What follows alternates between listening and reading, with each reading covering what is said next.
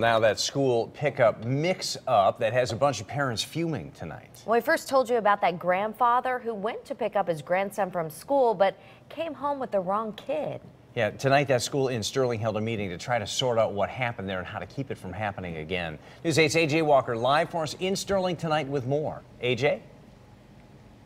Ann and Darren, some parents in tonight's meeting say they didn't even know about the incident and didn't know about the school board meeting tonight until they heard about it in our newscast last night. That's just one of the issues they have with how the school district was handling all of this.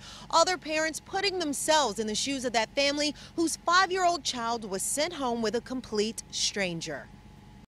In front of a room of angry parents and heavily criticized school officials, a mother shares details of a terrifying day for her family.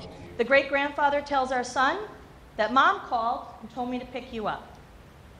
My son goes with the man.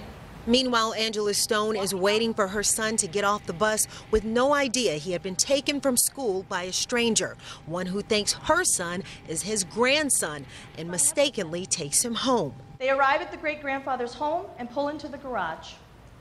At this point, our son refuses to get out of the car and keeps repeating, "I want to go home." Tonight, Sterling parents infuriated that the school let this happen, but more so about how the school responded. When the man's wife called to say he had the wrong child, the school told him to bring him back, prolonging his time alone with the boy. Parents say this was a big mistake. I can't even fathom why the police were not called the second this phone call came in. Why weren't the police called and sent right to that guy's house? I recognize saying to you tonight in hindsight that we should have made that call doesn't do anything to alleviate your anguish. Now, state police are investigating the man who took home the wrong child, but parents tonight are calling him more than a mix-up. This absolutely was an abduction, and it should have been treated as so.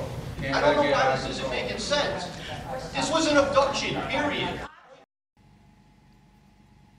The school board voted tonight to beef up its dismissal policies. They're going to be checking IDs. They're going to have the pre-K and kindergartners in a separate area, but parents say that's not good enough. So the school board is going to work collaboratively with parents. They're going to choose a group of parents. They'll work with the state police, and together they're going to continue to come up with a policy. And of course, we'll have details for you at a later date when that policy is finished. Live in Sterling, AJ Walker, News 8.